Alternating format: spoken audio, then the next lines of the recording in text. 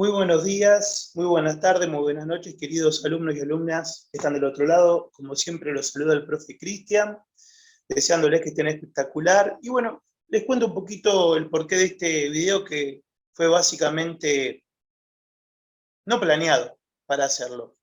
La realidad es que el día de ayer tuvimos una mesa examinadora, particularmente para lo que es el área de electricidad, y a tal motivo, obviamente, aunque sabemos, las mesas, los contenidos y las evaluaciones pueden variar, qué bueno es tener algo de referencia. Tener de referencia significa que nosotros podemos ver a nivel de esto cómo estamos en relación a lo que se puede tomar o a lo que ya se tomó particularmente en el día de ayer, ¿verdad? Entonces les voy a compartir algunas cosas, una explicación de cómo fue basado el examen. Y bueno, esto es muy importante, ¿no? Cómo nosotros debemos prepararnos para dentro de pocos meses ponernos en ese lugar. Lo primero que les voy a comentar es que el examen tuvo partes. Primero tuvo una evaluación netamente teórica, normal. Preguntas, respuestas, que obviamente esas preguntas y respuestas van variando al azar, acorde a la mesa examinadora. Luego de esas preguntas y respuestas, obviamente si hay temas puntuales que notamos que un alumno de repente quizás no sabe bien, hay dos opciones. Si el examen es un desastre, no les voy a mentir, realmente se reprueba, pero si se entiende que el alumno tiene noción y quizás de repente está confundido o algo, lo que se hace es llamarlo. Y básicamente se le plantea: mira, tal pregunta, ¿qué quisiste poner? ¿Se comprende? Para de tal forma tener una segunda chance, se le devuelve el examen en el momento. Si lo que planteó en el careo verbal frente al docente, más allá de lo escrito, es coherente, se le da una chance para que, obviamente, eso que está muy mal, lo vuelva a escribir bien y se le da por aprobado el teórico. Luego sigue la parte práctica, ¿verdad? En la parte práctica se hizo esta vez dos cosas. Primero, la mesa examinadora planteó croquis de los siguientes elementos, hablando desde lo que puede ser un tablero principal, que para nosotros es básicamente una ITM en un circuito, ¿sí? Nosotros siempre arrancamos de la ITM, de la térmica. Luego se pasó a dibujar un contactor, del contactor asociado a un relevo térmico, y particularmente, este caso siempre creo que por normativa, por eso tanto le rompo y lo menciono a cada rato, todo eso en un mando en 24 volt, simulando que vas a hacer el circuito en una bomba de agua con un flotante superior y un flotante inferior, ¿sí? ¿Por qué les planteo esto? Les planteo esto porque, bueno, van a haber varias cosas. Para ser sincero, hay distintas normativas y maneras de dibujar estos elementos que yo le acabo de mencionar, ¿sí? O sea, distintas maneras de dibujar una térmica, distintas maneras de dibujar un contactor, distintas maneras de, representar, no dibujar, de representar un relevo térmico, distintas maneras de representar un motor o los flotantes. Lo que yo quiero que entiendan es lo siguiente. En relación a esto, justamente por eso dije esa palabra, son simplemente representaciones, ¿verdad? Significa que en realidad la mesa examinadora le va a decir, bueno, esto que tenemos acá, una ITM, suponete, y qué tenemos acá, bueno, esto es un contactor, y qué tenemos acá, un relevo térmico, para que si ustedes tienen otra normativa de gráficos, como es la nuestra, al momento del final, sepas lo que básicamente te están pidiendo representar. Entonces, ¿cuál es la idea? Les insisto, este caso dibujaron desde el tablero, o la ITM si le querés llamar, el contactor, el relevo térmico, dibujaron el transformador y dibujaron el flotante superior e inferior, y el trabajo del alumno era sencillo: hacer allí tres tipos de circuitos. Un circuito que sería de carga, en el cual de repente imaginemos no que fuera sencillamente una bomba o un motor monofásico, lo que teníamos que hacer era dibujar a un solo color, el que tenía más colores lo hacía, pero a un solo color, el camino de la fase y del neutro, saliendo de la ITM, entrando a lo que sería el contactor obvio está asociado a ese relevo térmico, del relevo térmico directo al motor, ¿sí? Algunos lo dibujaron monofásico, fasineutro, otro trifásico, con 3 cables, lo representaban, pero se darán cuenta que es indistinto. Lo que importaba que hagan esa secuencia de la carga. Que también les cuento, para que tengan este conocimiento. Se llama carga, también circuito de potencia, pero son cosas similares, ¿sí? Para que lo sepan, si quizás la mesa le nombra carga, le nombra circuito de consumo, le nombra circuito de potencia, para el caso son 3 maneras de llamar lo mismo. Pero lo que representamos es ese pase, de fase al neutro por el contactor asociado al relevo y que ahí va a parar a nuestro motor, a nuestra bomba. Eso es lo más sencillo.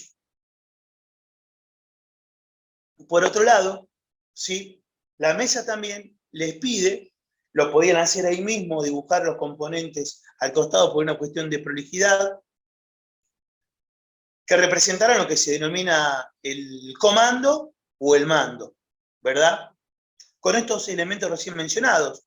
Y ahí lo que tendrían que hacer básicamente es representar lo que nosotros explicábamos en el primer circuito de automatización, cuando arrancamos allá hace varios meses atrás con contactor, ¿sí? En el cual explicamos justamente este circuito. Fíjense, evaluaron de nuevo con el primer circuito que nosotros dimos automatismo. Esto es muy importante. La exigencia no es elevada. No se van a los ejercicios más avanzados de automatismo, sino que están pidiendo algo que es prácticamente básico. Y al ser un ABC, ustedes ya a esta altura lo deberían estar manejando.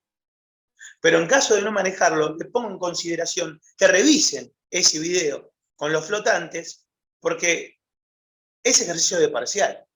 Y fue ejercicio de parcial, y aunque yo no lo puedo garantizar, puede volver a hacerlo. ¿Se comprende? Por un lado se dibujó el mando, ¿sí? Por otro lado, insisto, toda la parte de la potencia o la carga. Y en cuanto al mando, ¿qué tenemos que tener en cuenta? Justamente, que estamos trabajando con un artefacto que está interactuando con humedad. Hablando netamente de ¿qué? De la bomba de agua. Y que la normativa nos dice que cuando trabajamos con un artefacto que interactúe con lo que sería humedad, tenemos que sí o sí trabajar con un comando o con un mando tipo MBTS. Muy baja tensión de salida, le dicen algunos, o muy baja tensión sin puesta a tierra, ¿sí? ¿Y qué va a significar eso para nosotros? Que vamos a tener que bajar esos 220 volt a 24, de tal manera de que aunque la bomba pudiera ser monofásica o trifásica en lo que es la parte de la carga o de la potencia, nosotros tenemos que hacer que nuestro usuario trabaje con 24 volt para protegerlo. O sea, la bomba va a seguir siendo monofásica o va a seguir siendo trifásica. El usuario en realidad no tiene que meter la mano allí, pero sí damos garantía que en el mando, perdón, estaba verificando el sonido, en el mando sí solamente se trabaja con 24 volt, porque aparte fíjense esto, el flotante va a parar ¿a dónde? A un reservorio de agua. Y si trabajamos con 220 volt en un reservorio de agua y sube o un plomero o un electricista a verificar el funcionamiento y patea allí, no es lo mismo que te patee 24 volt, que no te va a matar, a que sí en un campo húmedo, como puede ser un tanque de agua, bueno, justamente recibas esos 220 voltios. ¿Se entiende la diferencia? Por ese sentido, obligatoriamente se sugiere esto de trabajar con los 24 voltios. Bien, Ahora, obviamente, por más que ya se vio, yo tengo la obligación de reexplicar esto del circuito, ya que fue un punto de examen, y si fue una clase que ustedes no le dieron mucha bolilla, diciendo que fue tema de examen en la evaluación de ayer, bueno, si no lo dan bolilla ahora, ya va bajo su responsabilidad, porque insisto, yo no tengo garantía de que este ejercicio se tome de nuevo, pero existiendo la posibilidad, obviamente hay que explicarlo nuevamente, darle al detalle para que todas las cosas que ya vieron con este segundo video se vea realmente, por así decir, más fijado en ustedes, y sobre todo para que le den la atención necesaria, porque existe la posibilidad, aunque no la certeza, de que se tome nuevamente, ¿verdad? Bien, para eso que preparé. Lo primero que les voy a mostrar, a ver si lo tenemos por acá.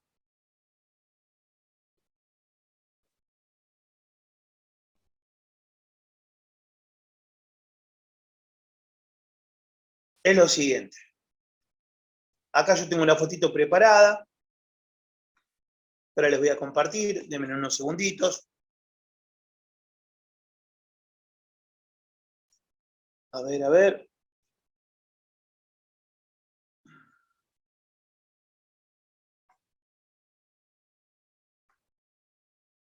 Vamos a ver si le podemos dar más zoom. Tengan un poquito de paciencia. Por favor, como siempre les pido. A ver, a ver.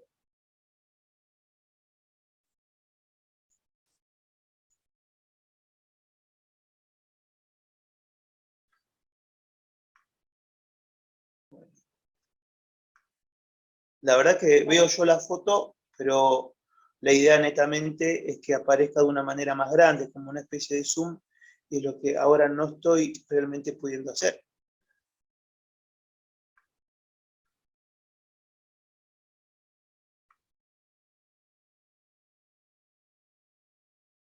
Voy a ver si lo puedo compartir con otra aplicación, porque la verdad me agarró una aplicación que no era con la cual yo lo quería mostrar.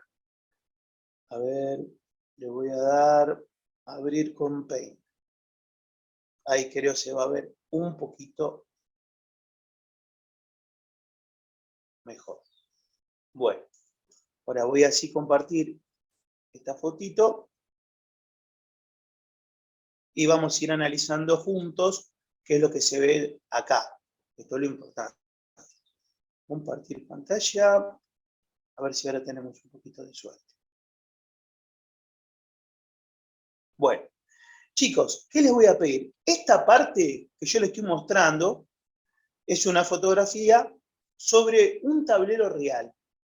Y lo que voy a pedir particularmente es explicarle que esta es la parte más complicada, que es la parte que nosotros podríamos denominar de mando o de comando de un circuito MBTS, ¿sí? Y lo que quiero que sepan, obviamente, y tengan en cuenta, es que, obviamente, como este tablero estaba semi-desarmado para que un alumno evaluara en él, o sea, pudiera hacer la práctica, nosotros agarramos y hicimos el sistema de colores por medio de un programita para que ustedes puedan verlo, ¿verdad? Y lo primero que les quiero mostrar es lo siguiente. Bueno, esta es la parte, insisto, de mando o comando, como lo quieran llamar. Quiero que presten atención a esta parte. Primero a ver si puedo agrandar más, hacer más zoom, eso me gustaría. Voy a verificar.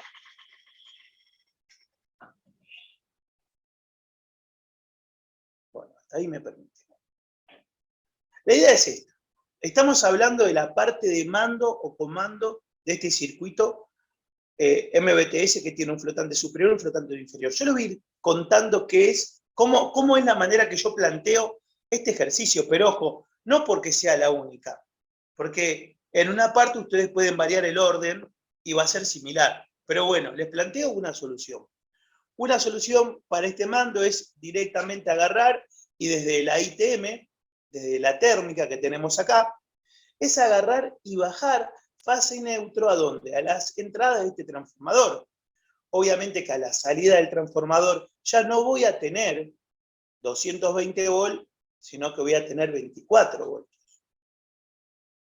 Para la parte de mando, recordamos que lo que vamos a hacer es mandar en 24 volt directamente uno de esta salida, de estas fases, porque recuerden que en la salida del transformador se denominaban fase 1 y fase 2, ¿se hacen memoria?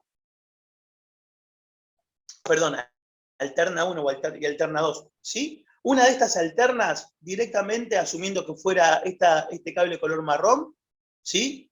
Lo mandamos a la bornera, y de la bornera lo vamos a mandar ¿a dónde? A justamente la bobina,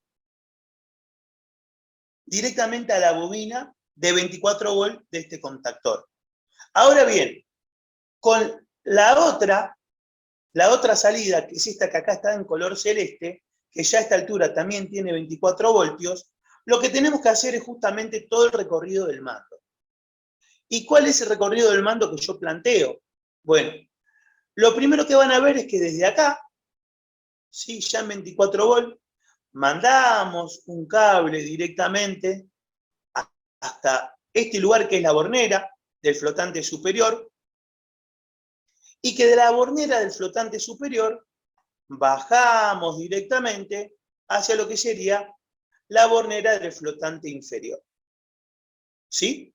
Una vez que salimos de la bornera del flotante inferior, directamente fuimos a los auxiliares del relevo térmico, que hasta le cuento una cosa. En realidad, ¿sí? Estos relevos térmicos no tenían los normales cerrados que necesitábamos para hacer el ejercicio, pero no importaba, porque esta vez la cátedra no pidió siquiera que ustedes enchufen, no pidió que enchufen, que el alumno enchufe el circuito, sino pidió que lo explique. O sea, que todas estas cosas, todos estos cables, lo pongan físicamente, y una vez que lo pusieron físicamente, solamente explique cuáles son los pasos que va a hacer este mando para comprender si el alumno lo había entendido o no.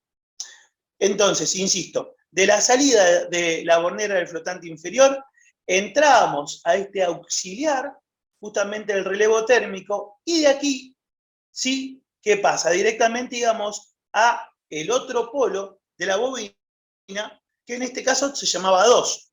Y de esta manera, sencillamente, la parte más complicada del mando estaba realizada, porque después solamente nos quedaba la carga. Volvemos a explicar. A ver.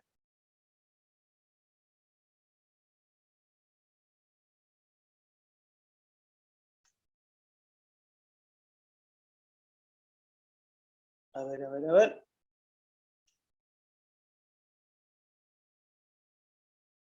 Ahí, chicos, ahí, disculpen. Ahora le di un poquito más el zoom y lo van a ver mejor. Igual, explicamos todo de nuevo.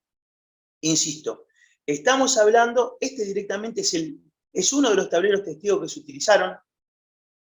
Es tal cual, este mismo tablerito va a ser con el cual seguramente cuando se evalúe, ustedes van a estar trabajando. Reitero, estamos hablando del mando, de la salida de la ITM, ¿sí? Bajamos con fase y neutro a la entrada del primario del transformador. Saben que hasta acá tenemos 220 volt. Desde aquí hacia abajo tenemos 24 volt. Uno de estas alternas, alterna 1 y alterna 2, ¿se acuerda? Alterna 2, ¿se acuerda que llamábamos? Directamente mandamos hasta lo que sería el A1, hasta uno de los extremos de la bobina. Y con la otra alterna, que justamente es la que acá yo simulé en color celeste, hice todo el recorrido. Y todo el recorrido va a ser que de aquí, primero voy a parar al flotante superior, del flotante superior voy a parar al flotante o a la bornera del flotante inferior, del flotante inferior paso por el relevo térmico, por los auxiliares del relevo térmico, y de la salida del auxiliar de ese relevo térmico directamente llevo esa conexión con la protección directamente a el otro extremo de la bobina, que si por ejemplo yo digo que este que está por aquí es A1, vamos a decir que este que está por aquí es A2. Y con eso ya tienen todo el mando totalmente explicado sobre el mismo tablero que se utilizó. ¿Sí? Esto es uno de los tableros de prueba. Bien, esto por un lado. Por otro lado, ¿sí? También les voy a compartir la parte más fácil, que es el circuito de potencia, o también llamado de carga. Vamos a cerrar esta imagen. Y vamos a abrir acá otra.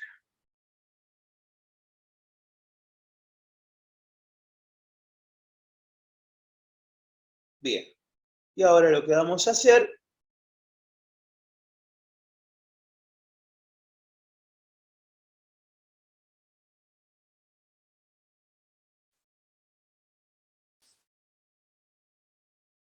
es otra vez hacer un zoom para ver si podemos mejorar esta imagencita así, para que otra vez ustedes la vean más grande. Ahora la compartimos.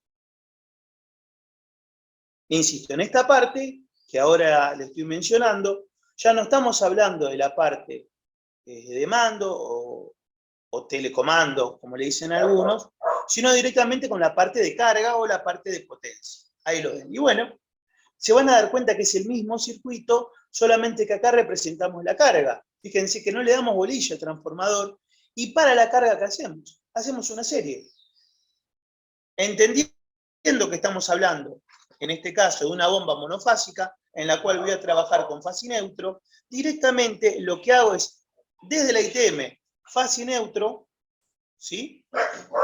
Lo voy a mandar a la entrada de la carga de mi contactor, supónganse que fuera L1, L3, porque se acuerdan que era L1, L2, L3, L4, bueno, en la entrada, que sería esta partecita de acá, fase y neutro, se sabe, por si acaso lo recordamos, que asociado a este contactor, yo tengo un relevo térmico, y de la salida, chicos, directamente, de ese relevo térmico voy a parar una bornera, cuya bornera alimenta ¿qué? El motor. Una serie directa, sin nada raro, insisto, reitero, vamos por arriba. Insisto, reitero, después me cargan que digo tanto, insisto, reitero. ITM, fase y neutro, voy a parar, en este caso, a L1, L3, que son la entrada del contactor. El contactor tiene asociado el relevo térmico, y de la salida del relevo térmico, directamente voy a parar a la bornera que alimenta a este motor, o en este caso una bomba. ¿Sí? Esto es sencillamente la serie que se realiza para un comando de potencia o un comando de carga. Chicos, por favor, tienen que tener cuidado en esto, de que hay conexiones preestablecidas, algunas pueden estar hasta mal. La idea es que en este circuito miren los rayones color marrón y celeste o turquesa, en realidad, que realizamos nosotros con los programas, ¿no? Que realizamos con el Paint, no que le den bolilla al resto de los cables. Pero esto, sencillo, vendría a ser el esquema de carga, ¿sí? De un motor.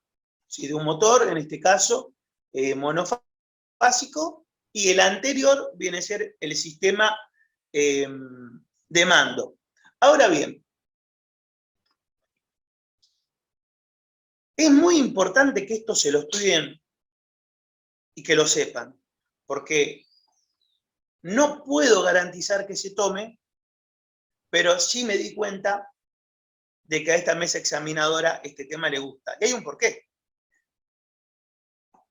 Porque comenzamos a hablar acá de circuitos especiales de protección. ¿Pero qué quiero decir de especial? La idea de bajar esa tensión a MBTS, teniendo en cuenta de que voy a estar trabajando con dispositivos que interactúan con humedad, mueven muchos conceptos en la cabeza del alumno. Y por eso entiendo que es uno de los ejercicios elegidos. Y por eso lo estoy poniendo en pie, de que primero ya lo vieron, pero otra vez lo estamos explicando, y esta vez con una foto sobre el mismo tablero, para que ustedes lo tengan de una manera más directa. Y por favor, estúdienlo, porque es un posible tema de examen. ¿Lo puedo garantizar? No, porque obviamente no. Si les garantizo eso, sería garantizar que tengo los exámenes que se van a tomar de acá a un par de meses cuando ustedes egresen, y cosa que no es así, pero sé que prestaron mucha atención acá.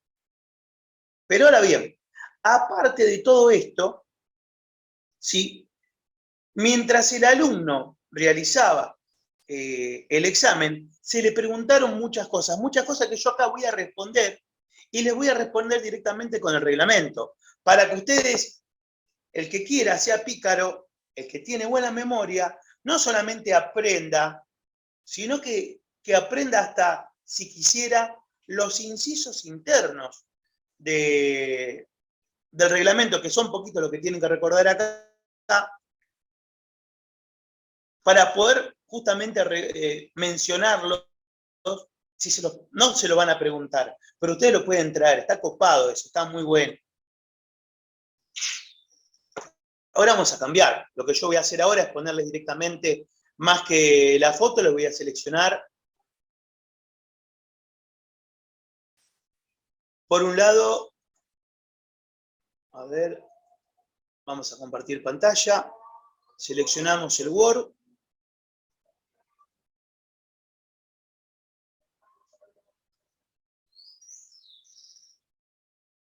Me gustaría ver si puedo poner todo junto.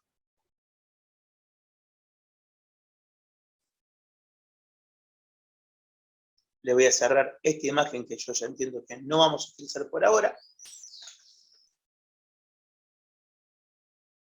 Pero, no guardamos nada, pero lo que sí vamos a utilizar es esta imagen. A ver si nos permite. Y a la vez, de esta imagen, sería bueno ver si le podemos dar un poquito más de zoom.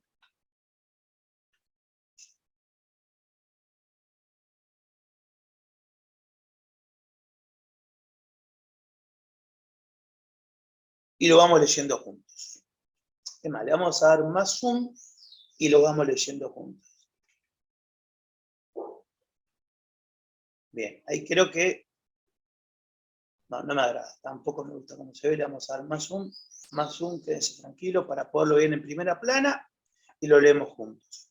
Bueno, yo les comienzo a leer y ustedes después lo siguen. 771.173.1. Generalidades sobre maniobra y protección de los motores eléctricos. ¿Sí? Bueno.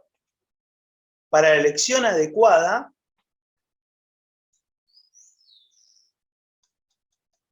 del método de arranque, se deberán estudiar en todos los casos las perturbaciones,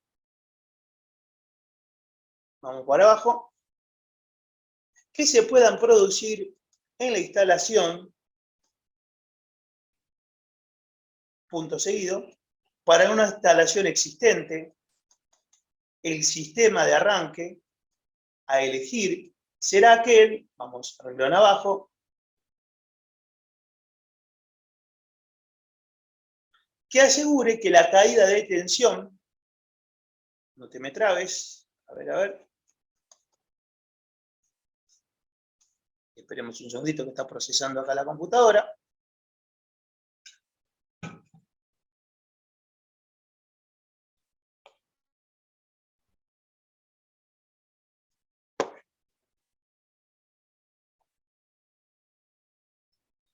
Bien, continuamos. Que la caída de la tensión en la red no alcance valores inadecuados. Para otros equipos conectados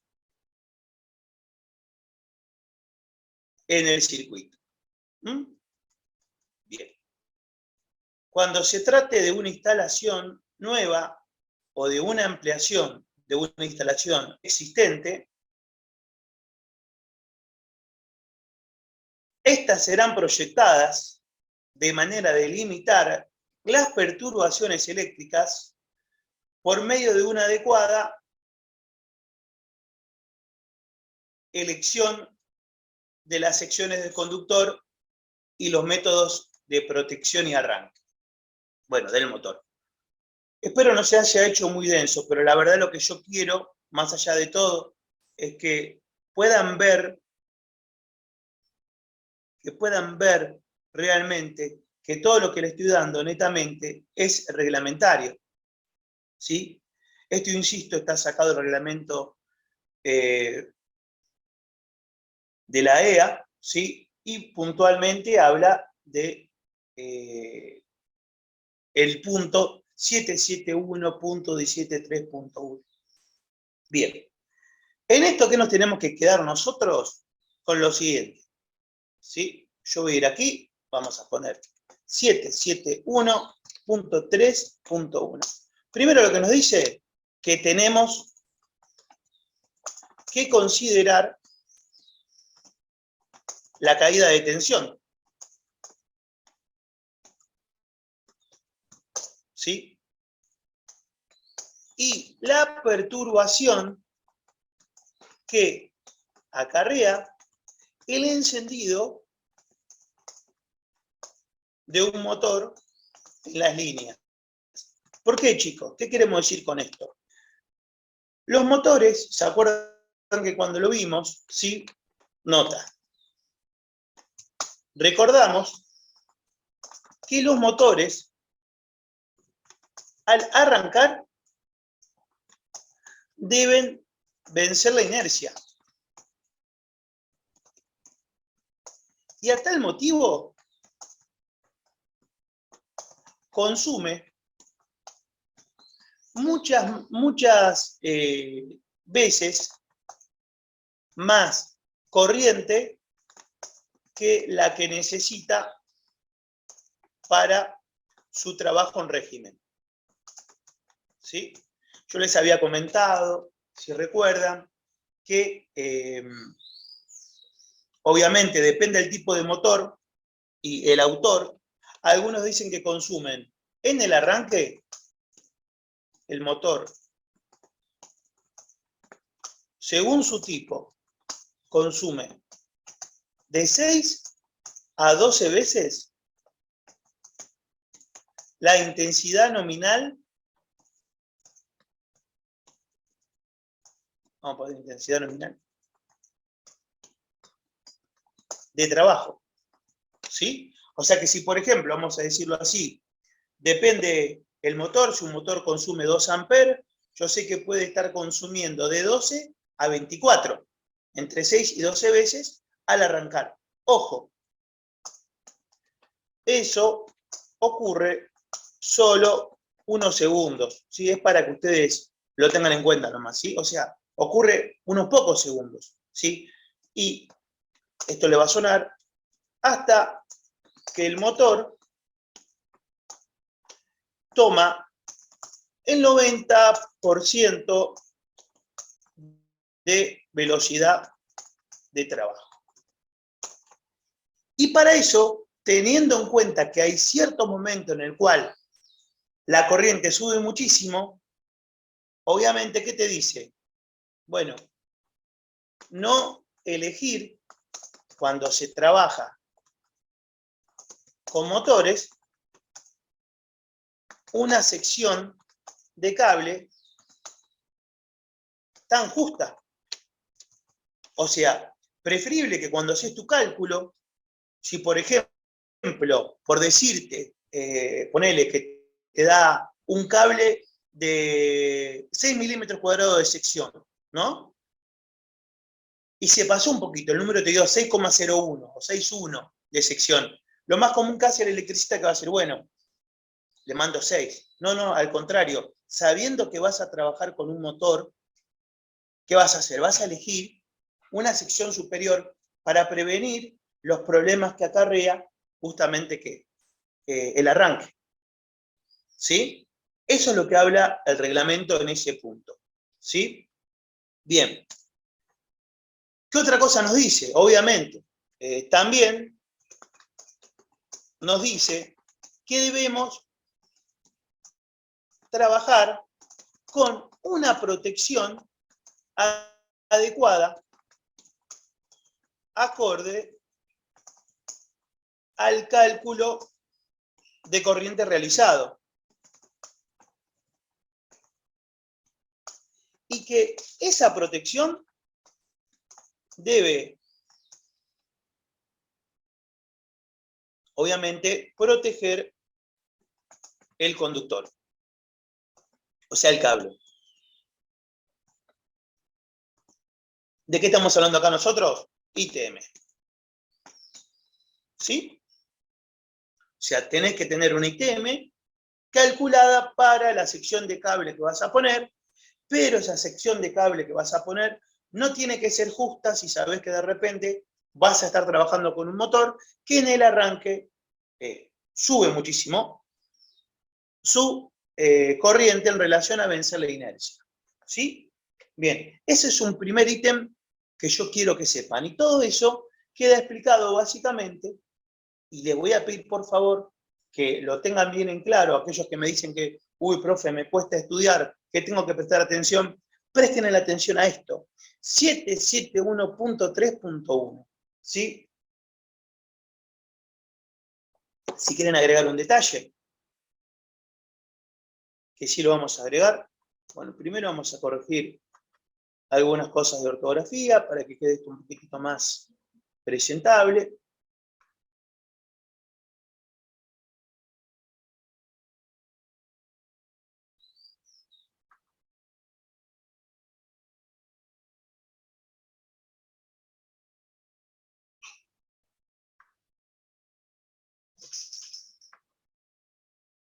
A ver, muy bien, así queda un poquitito más presentable todo. A ver. Lo siguiente, que este ITM, flor de detalle, ¿cómo actúa? Actúa protegiendo, o vamos a decir así, actúa abriendo sus polos en dos casos, en sobrecarga y cortocircuitos. ¿Sí? Esto es muy importante porque lo que están haciendo acá es, aparte de comentar ustedes mismos que saben que tienen que calcular una ITM y que la ITM tiene que estar prestando atención a la intensidad nominal que va a levantar un motor, ¿sí? Y que por eso le sobrecalculás un poquitito la sección de cable para prevenir esa elevación de corriente que existe, también poner que ese ITM actúa en dos cosas, en dos casos, por sobrecarga y cortocircuito, ¿sí? Y es más, ¿sí? Ya saben acá, y esto no lo voy a explicar de nuevo, pero quiero que ustedes lo agreguen, que la ITM tiene dos funciones. Un funcionamiento térmico, que es internamente por medio de un bimetal, y el funcionamiento por cortocircuito,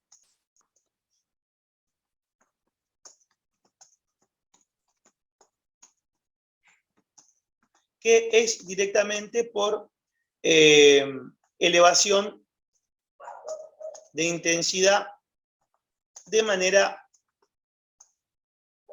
inmediata. Que eso, por si acaso, recuerden que es manejado por medio de una bobina interna que tiene la ITM, y que a la vez, por eso la parte magnética, ¿no? Y que a la vez, a ver qué más le puedo poner acá, y algo que se me estaba pensando, se me chispoteó, vamos a dejarlo por ahí. A ver, funcionamiento térmico bimetal, funcionamiento por cortocircuito. Bueno, esto está dado cuando le dimos ITM. Lo que quiero es que eso lo integren acá, porque no es que vimos ITM y no lo usamos más. Lo tienen que usar para el final. Y como la mesa de examen te va a decir, bueno, a ver, acá tenés una ITM. ¿Cuál es la función de la ITM?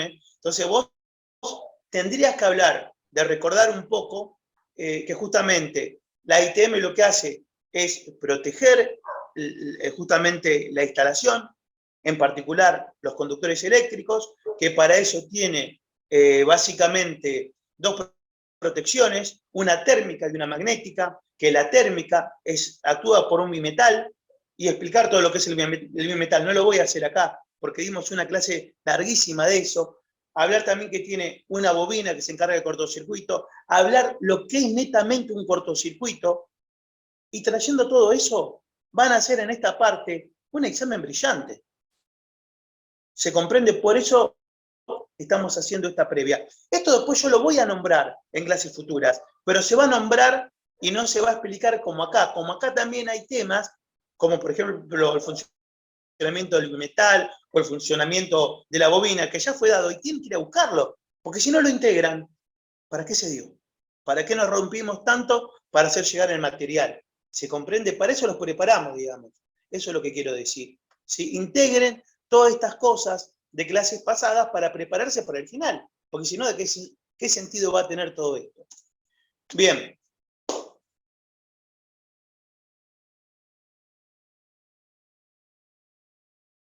Por otra parte, continúa. A ver, yo acá voy a... El zoom, ponerlo en un 100%. Voy a ver si puedo bajar un poquitito. Esto es todo lo que les leí recién. ¿Sí? Les leo de nuevo el punto, el mismo de recién, pero lo voy a leer rápido para que, bueno, obviamente veamos que acabamos de explicar este punto. ¿Sí? 771.17.3.1, generalidades sobre maniobra y protección de los motores eléctricos. Para la elección adecuada del método de arranque se deberá estudiar en todos los casos las perturbaciones que se pueden producir en la instalación. Para una instalación existente, el sistema de arranque a elegir será aquel que asegure que la caída de tensión en la red no alcance valores inadecuados para otros equipos conectados en el circuito. ¿Sí? O sea, se estudia la caída de tensión, reitero, teniendo en cuenta la elevación abrupta que realiza los motores al momento del encendido. Eso que quiero que sepan. Y por otro lado, continúa, cuando se trate de una instalación nueva o una ampliación de una instalación existente, estas serán proyectadas de manera de limitar las perturbaciones eléctricas por medio de una adecuada elección de la sección del conductor y los métodos de protección. Al hablar de sección de conductor, van a tener que hacer los cálculos, ya saben cómo hacerlos. Y al hablar del método de protección, lo que estamos hablando es de la ITM. Por eso recién les desarrollé un poquito esto de la ITM, para recordar cuáles eran los ítems internos que tienen que desarrollar de lo ya visto para comprenderlo. Esto ya lo doy por dado. Integren todo lo que se dio, por favor, en la clase de ITM, porque si no lo traen acá no sirve. O sea, se van a quedar a mitad de camino. Y tienen todo para dar, obviamente, un examen brillante, no les voy a mentir. A ver, voy a ver si podemos bajar un poquito más. Bien, acá viene algo que es muy importante. Muy bonito para leer. Otra vez voy a hacer lo mismo. Voy a hacer un gran zoom de esta parte para que ustedes lo puedan leer y luego lo separo para que no sea tan...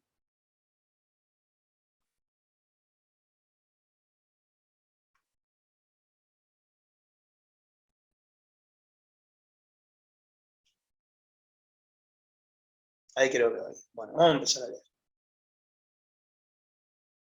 Toda la alimentación de motores eléctricos deberá contar con dispositivo de maniobra y protección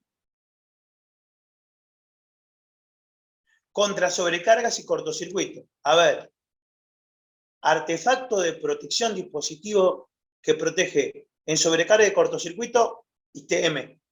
¿Sí? Sin duda. Bueno, y continúa.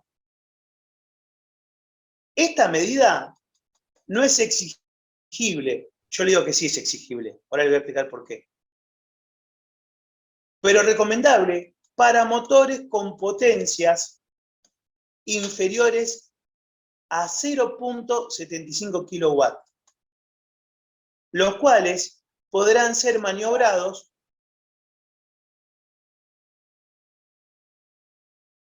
por pequeños interruptores automáticos. Al hablar de interruptores automáticos, ¿saben de qué estamos hablando, chicos? De, por ejemplo, una llave encendido-apagada, ¿sí?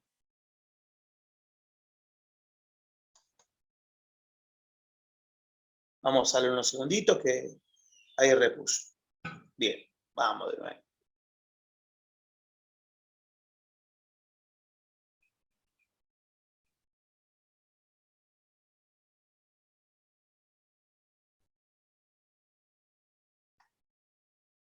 Vamos a acercar un poquito más. Ahí está. Bien.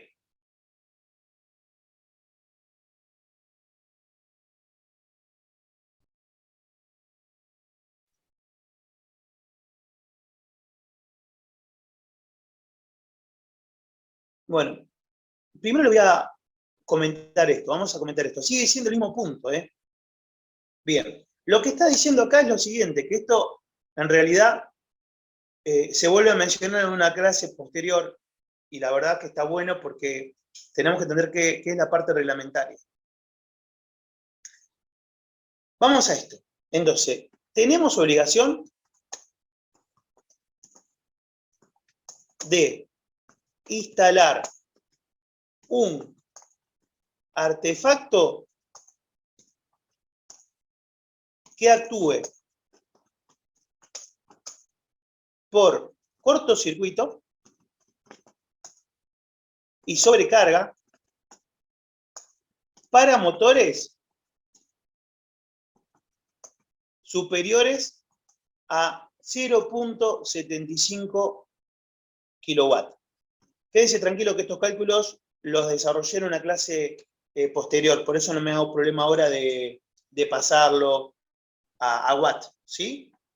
O sea que si vos tenés un motor superior a un HP, la recomendación es que sí o sí le pongas directamente un artefacto que actúe por cortocircuito y sobrecarga. Pero entre nosotros, chicos, sí, una térmica es de lo más económico, no es un artefacto de lo más caro. Y mi idea es que siempre protejan con una ITM un motor aunque sea menor, ¿sí? Eso es como una recomendación de la cátedra.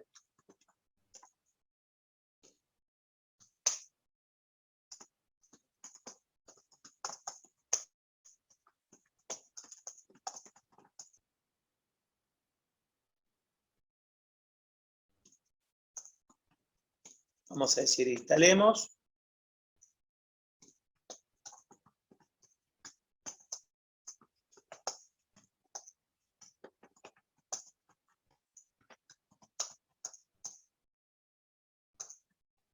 ¿Siguen esta idea?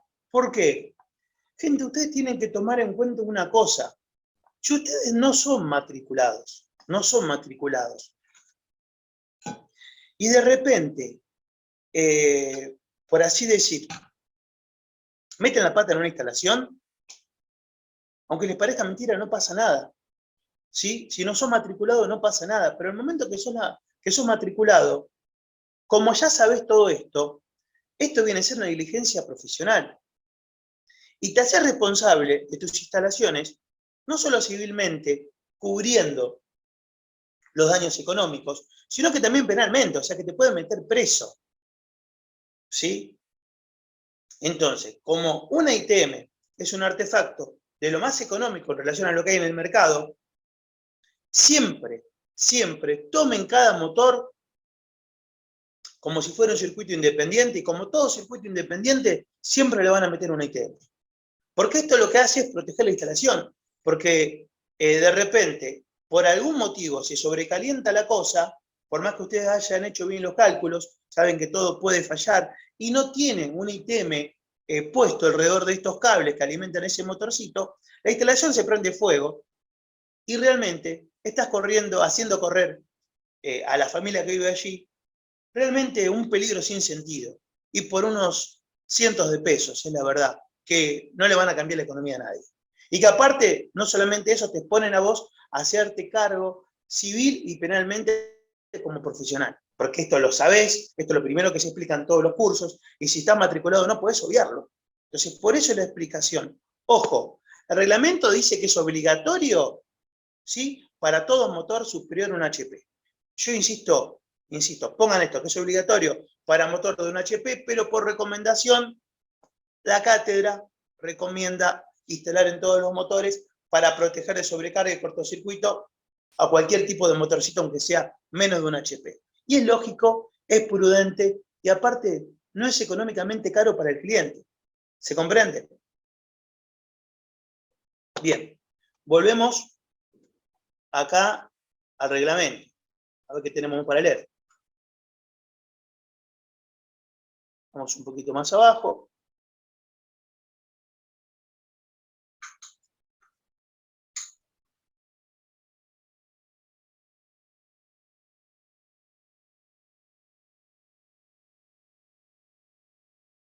Bueno, fíjense acá, básicamente en la parte final que dice, cuando se utilicen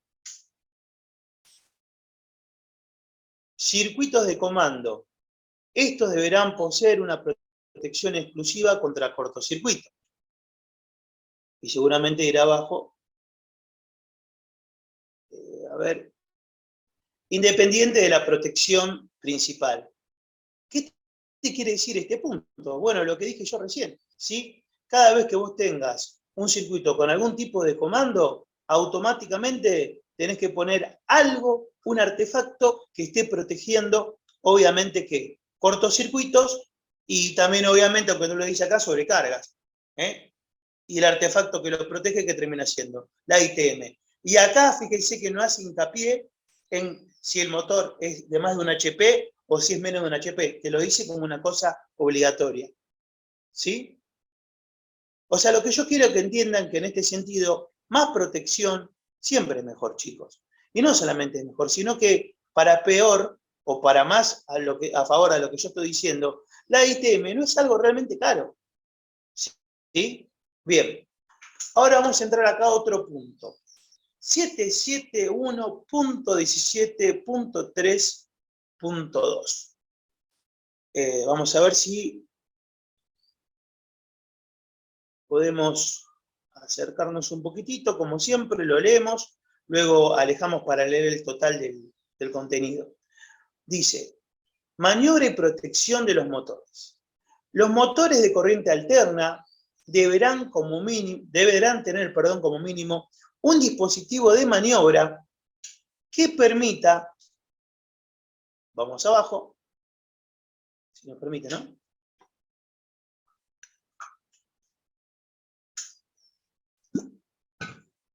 Paciencia, decía la canción.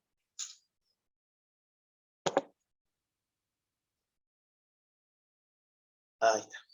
Bien.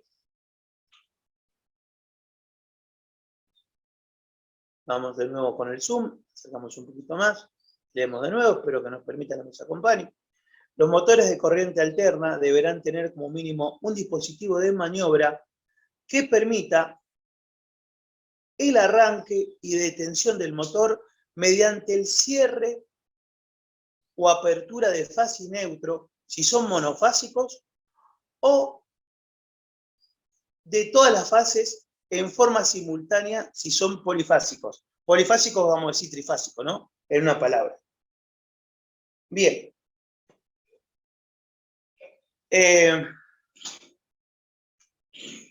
A ver.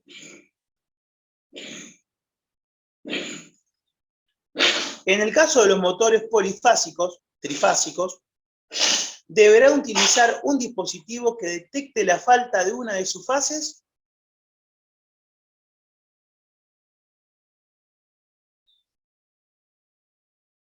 y que interrumpa el circuito de alimentación frente a la ausencia de estas. Bien. Vamos a comenzar a hablar un poquito de esto. ¿Sí? Primero vamos a poner el número del inciso. 771.17.3.2. El 1 era el anterior. Primero, está hablando que el mando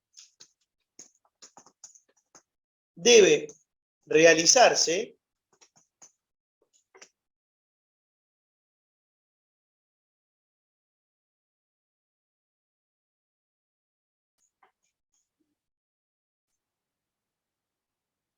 Ahora quiero checarlo para leerlo yo, no para que lo lean ustedes.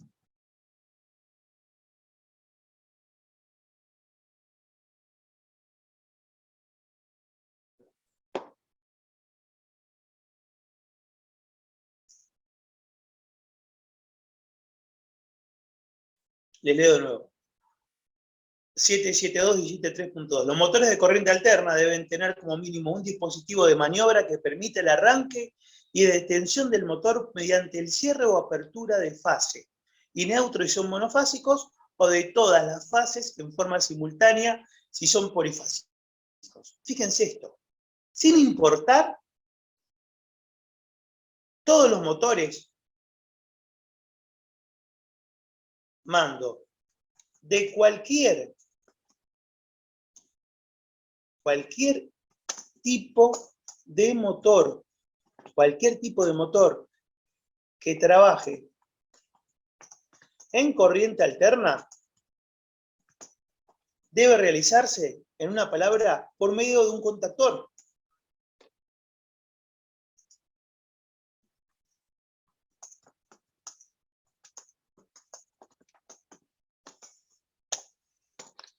Ya que el contactor es aquel dispositivo que va a permitir la apertura o el cierre de los polos, ¿sí? Como dice el reglamento, fase y neutro si fuera monofásico, o de 3 polos para RCT si fuera trifásico, o polifásico, ¿sí? De una manera inmediata.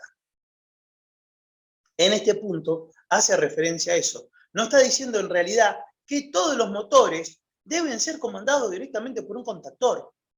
Y después se da otro detalle.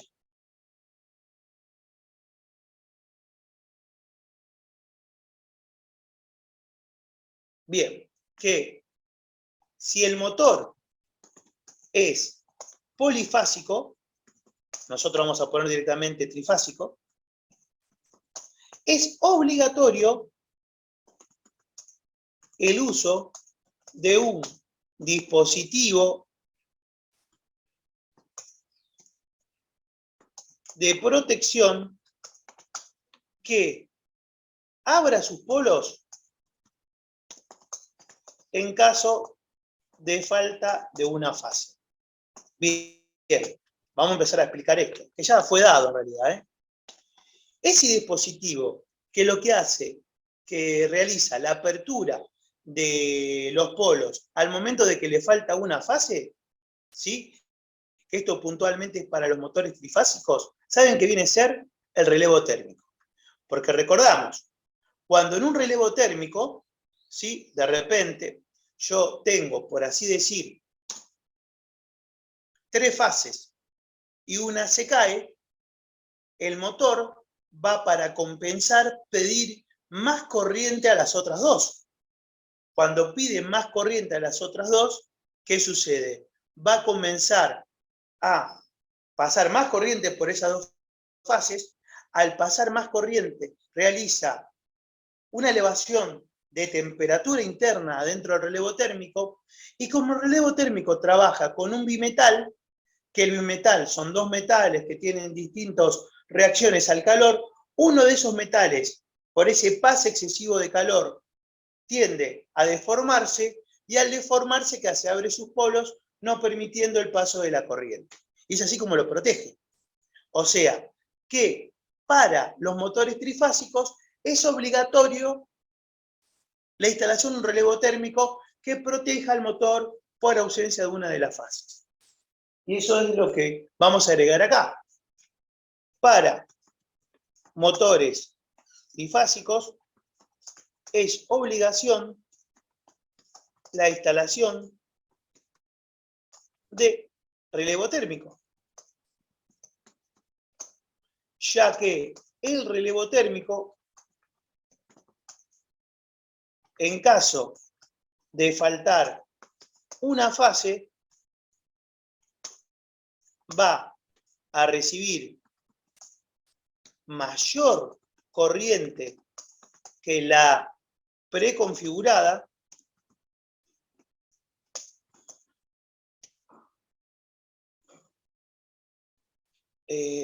porque se acuerda que la corriente se preconfiguraba, que teníamos como una especie de switch que podríamos poner qué rango de corriente queríamos que salte ese relevo térmico. Bien. Y al elevar la corriente más de la preconfigurada, ¿qué sucede? Se produce la dilatación de uno de los dos bimetales. Al dilatarse, no permite el paso de la corriente, abre sus polos y protege al motor, y como consecuencia también protege los conductores eléctricos. ¿Sí? Ahora bien, varias cosas. Lo primero a tener en cuenta es lo siguiente.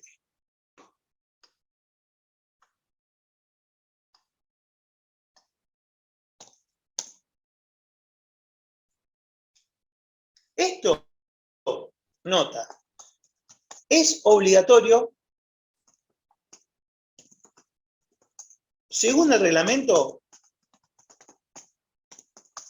en motores trifásicos. Iba a poner polifásicos, pero trifásico no suena más conocido, por eso quiero usar ese término. Pero la recomendación de la cátedra es que lo usemos en todo motor. Chicos, hay un porqué. Y esto lo pueden plantear ustedes, son clientes. En realidad, como les dije que de repente la ITM es algo económico, el relevo térmico no es económico, pero les puedo asegurar que mucho más caro es un motor. Y si vos tenés una casa que de repente tienen una bombita de agua, quizás de arranque puede ser que el dueño de la casa no esté en condiciones económicas de agarrar, comprar el contactor, el relevo térmico, todo un tirón. Eso se sobreentiende, ¿verdad? Pero si es necesario, que vos le podés decir al cliente, mirá, la recomendación es esta. Vos ponele, si de repente te sale tanta cantidad de peso, comprarte tu bomba de agua, instalarla, configurarla y el resto, más vale, tirate a instalar un relevo térmico que te protege directamente esa bomba de agua. Porque si la bomba no está protegida y sobrecalienta, realmente tener que comprar una bomba para una persona que económicamente está mal, o que llega como todo el mundo, un laburante, es re complicado. En vez de esto es una inversión que haces una vez que te protege por mucho tiempo, lo que va a ser justamente tu bomba de agua. Por eso, insisto y reitero, como dicen siempre, insisto y reitero, casi me cargan. Aunque por un lado es cierto que no existe la obligación de instalar relevo térmico reglamentariamente para motores monofásicos, ustedes métanle y explícanle por qué al cliente, porque realmente protege todo. Y hay otra pregunta que me hicieron de una manera muy inteligente. Ustedes mismos, y que por eso ahora puedo traer acá a consideración. La pregunta es la siguiente. Yo tengo en mi ITM que va a dar corriente a este motor una partecita que actúa por sobrecarga. Y esa partecita que actúa por sobrecarga es un bimetal. Y a la vez me está diciendo, profe, que instale un relevo térmico que también tiene un bimetal que abre sus polos por sobrecarga. Entonces, profe, ¿para qué me mandás poner de repente ambas? O sea, ¿por qué? ¿Por qué no uso solamente, por así decir, perdón, me pongo de pie porque estoy ya cansado de estar sentado? ¿Por qué me estás dando la recomendación de poner, si ya tengo un ITM que va a abrir los polos por sobrecarga, que se va a dilatar uno de los bimetales y va a perder forma y abre los polos y no pasa corriente, ¿para qué me estás diciendo que es recomendable poner un relevo térmico? Bueno, la respuesta es por los rangos. Escuchen esto. Aunque es cierto que tanto la ITM como el relevo térmico tienen un bimetal que actúa por sobrecarga, ¿qué sucede? El relevo térmico realiza un corte por sobrecarga personalizado. O sea, nosotros no tenemos, chicos, por así decir, no existen térmicas de cada 1 amper, de 5, 6, 7, 8, 9, 10 amperes.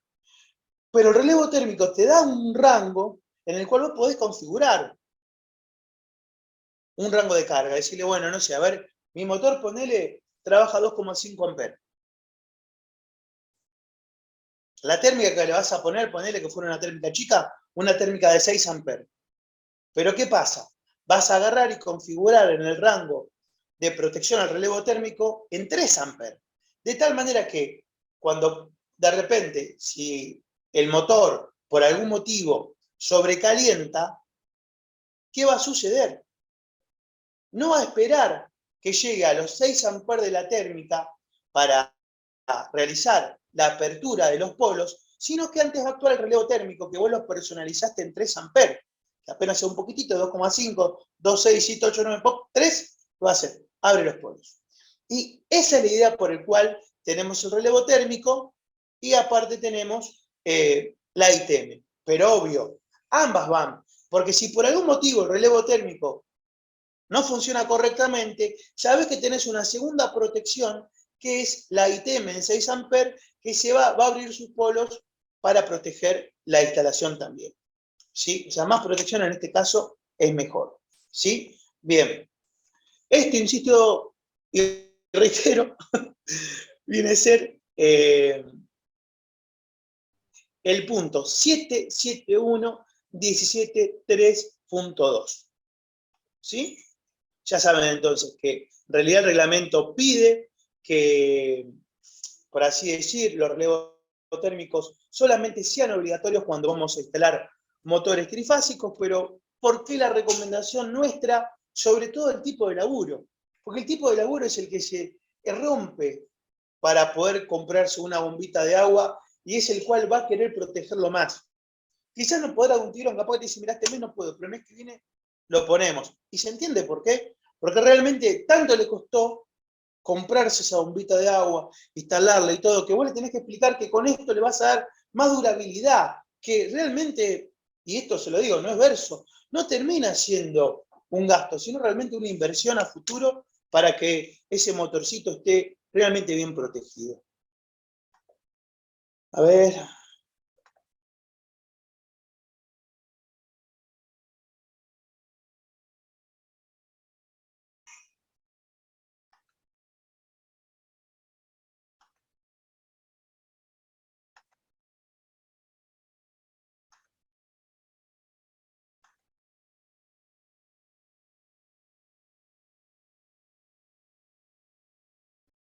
Bien.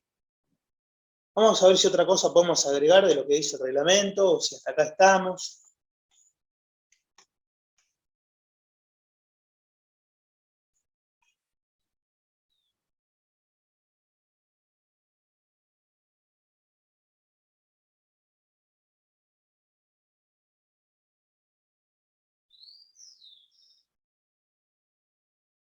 A ver, déjenme que vamos a darle un poquito más de zoom. No me quiero zarpar tampoco.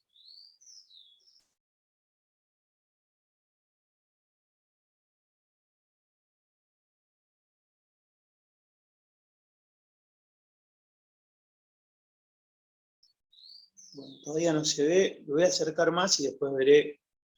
La verdad que la acerco para que se vea, pero obviamente colapsa la computadora, ¿no?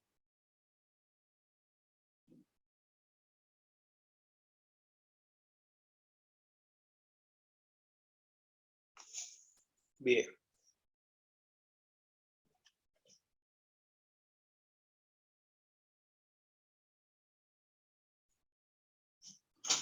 Vamos a ver si podemos seguir grabando y mientras tanto agregamos este detalle.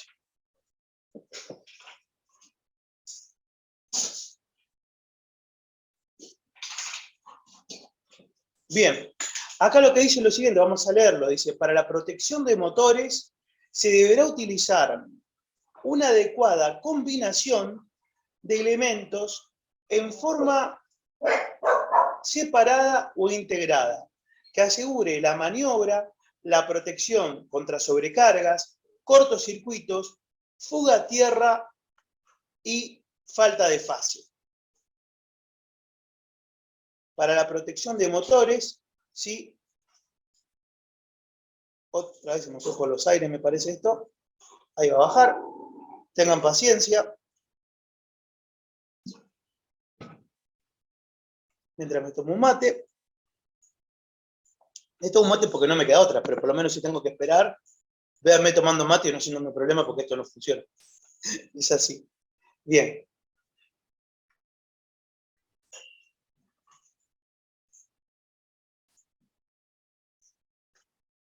¿Y qué es lo que quiso decir todo esto que acabo de leer? Fíjense, chicos. Vamos a ver este ítem.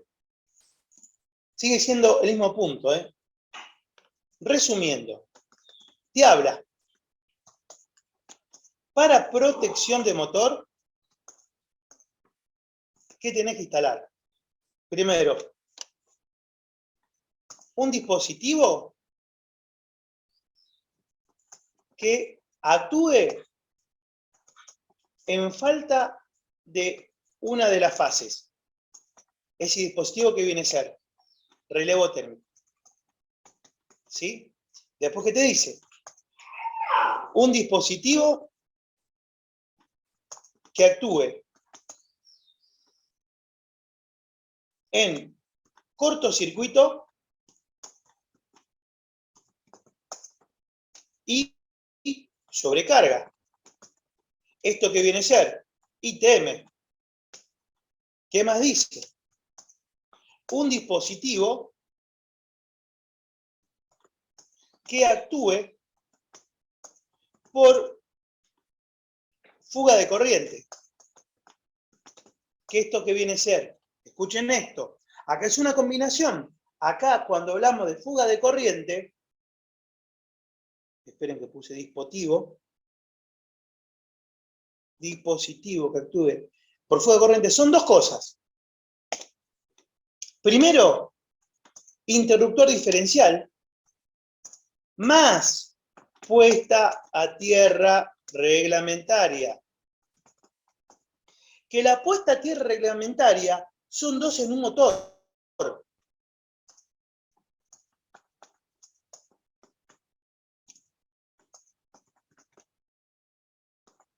Son dos en un motor.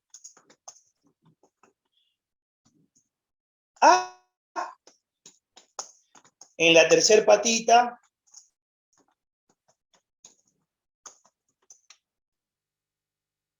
del enchufe. ¿Sí? Y la otra, B, es puesta a tierra en masa. Que recordamos que puesta a tierra en masa es esa puesta a tierra que yo tengo que poner para prevenir que las bobinas internas del motor pierdan aislación y tiran corriente ¿a dónde? Al gabinete. ¿Sí? Eso también se explicó cuando se vio puesta a tierra, por lo cual tienen que releer la clase de puesta a tierra, porque acá aparece un montón de cosas. ¿Y por qué le estoy volviendo a explicar esto? Y les vuelvo a comentar, porque es tal cual le dije. Esto es un posible tema de examen, porque acá aparece todo. Terminan hablando de ITM, sobrecarga y cortocircuito. Terminan hablando de ausencia de fase o sobrecalentamiento, relevo térmico. Terminan hablando de cálculo de cable. terminan hablando de protecciones contra fuga de corriente. Y las dos. En primero te habla de el interruptor diferencial más la puesta a tierra. Que la puesta a tierra, insisto, también son dos. Tenés una que directamente va a la tercera patita, obviamente, de nuestros tomas corrientes, sean de uso general o uso especial, y aparte, sí, esa puesta a tierra que va a masa, que es justamente en donde, en el gabinete de nuestro motor, en caso que las bobinas pierdan aislación y hagan corto allí, ¿sí? Eso lo tienen que buscar en motor, lo tienen que buscar en puesta a tierra, porque fue dado. Y si acá menciono las cosas es para que vuelvan a la carpeta y la busquen. Y si les llegan a preguntar esto, se van a tener que bajar todos con un 10. Porque no hay otra manera de que con lo que se dio y con lo que se está volviendo a explicar, si les toman lo mismo, no se pueden traer menos de un 10. ¿Sí? Bien. Por otro lado, ¿qué vamos a agregar? Que esto lo voy a comentar yo. Bien. En un punto también, a ver.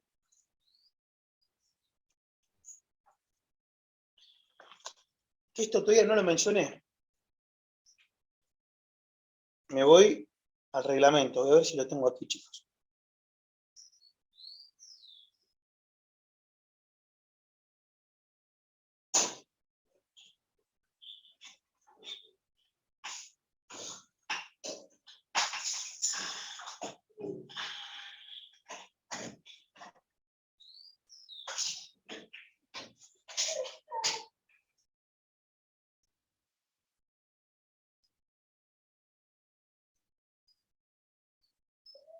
A ver. Bueno. A ver si, primero lo voy a leer yo, a ver si lo encuentro, para luego específicamente poderlo compartir con ustedes. La verdad que a mí me cuesta mucho, si acerco, verlo porque pierdo visión. A ver, déjenme un segundo. A ver.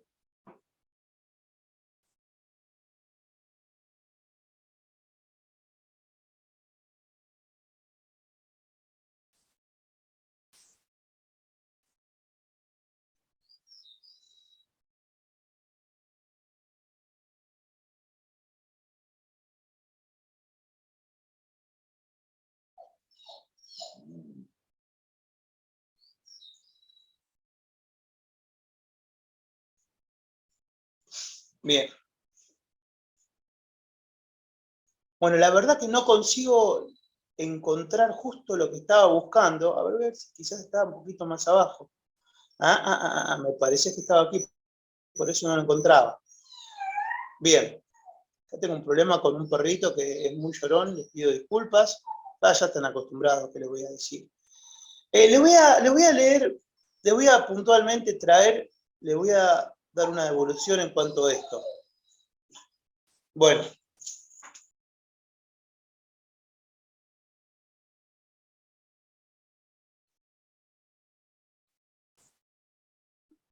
Bueno, chicos, vamos a continuar un poquitito. Vamos a probar acá si podemos trabajar un poquito más a resguardo, obviamente, del ruido. ¿Sí? Les decía que queda otro punto para ver, que es el 771.8.5, inciso K y J. ¿Sí?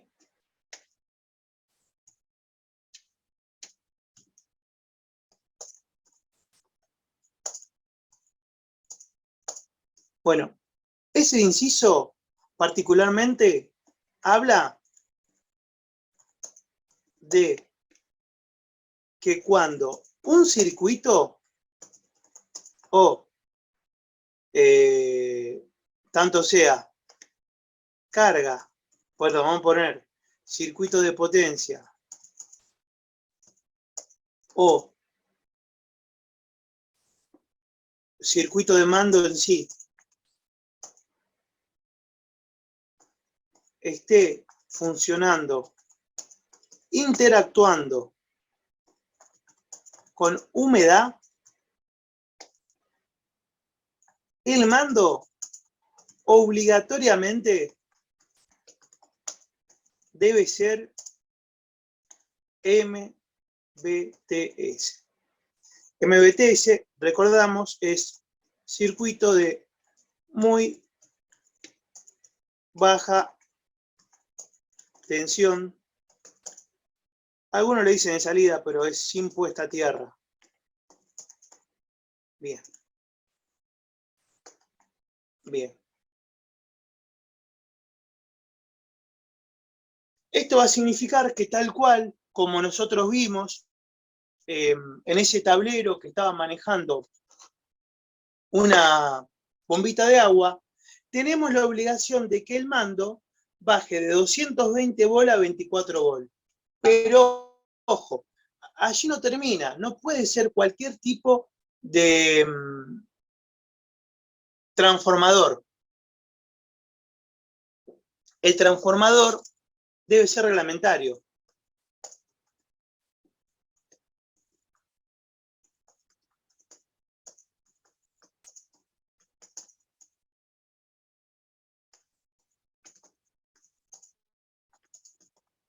Vamos a poner para mandos MBTS.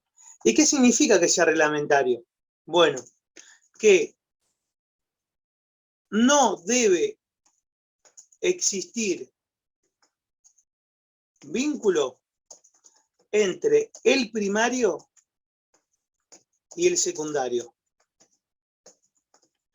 Porque si existe vínculo entre el primario y el secundario, si se cortocircuita el primario, chicos, directamente le va a pasar esos 220 volt al secundario y no estaría protegiendo de manera correcta la integridad física de, por así decir, la persona que está realizando el mando con ese circuito.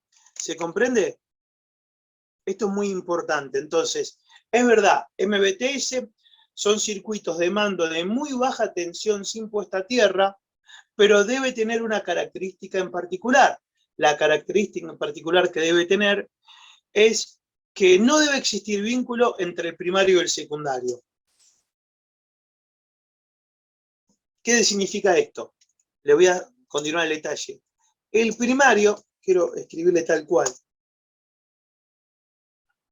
el primario es independiente del secundario y totalmente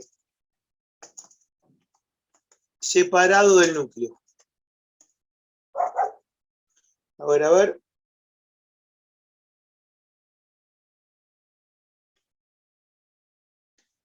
El núcleo debe ser laminado por una pantalla metálica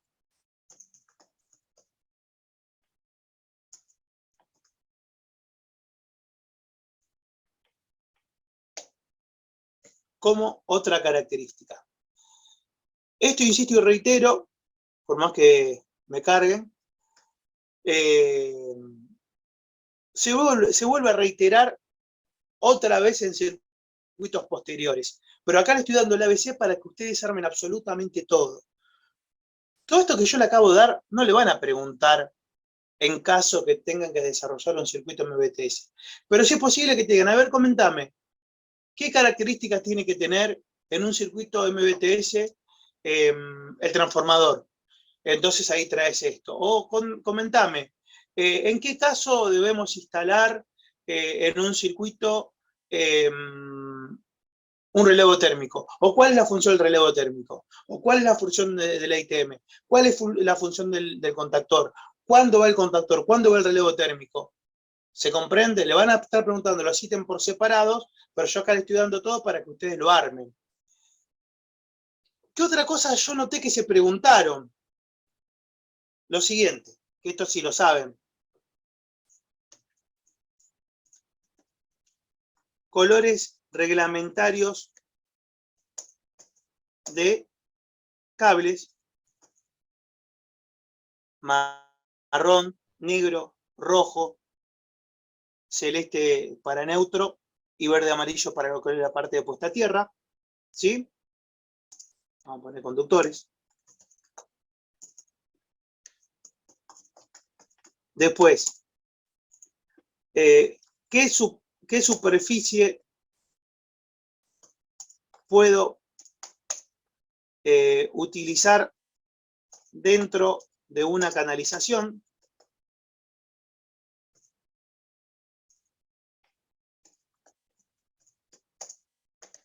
Esto, si no recuerdo mal, era hasta el 75% de la superficie.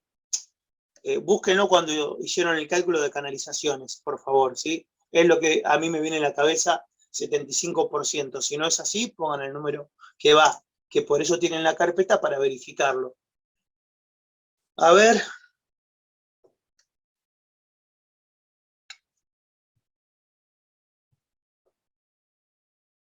Y otra cosa. Bien. A ver, vamos a mostrarlo así. Voy a correr esto. Vamos a aprovechar.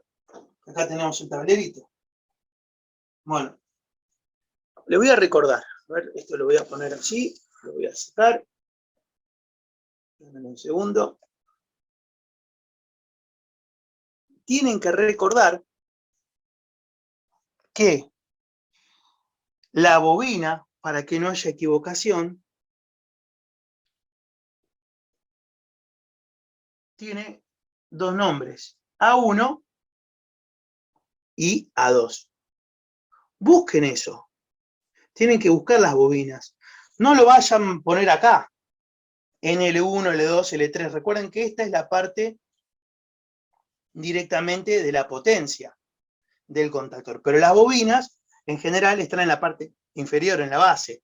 Y si no estuvieran en la base, ustedes tienen que buscar que dijera A1 y A2. Y si no, ¿qué van a hacer? Van a medir la resistencia.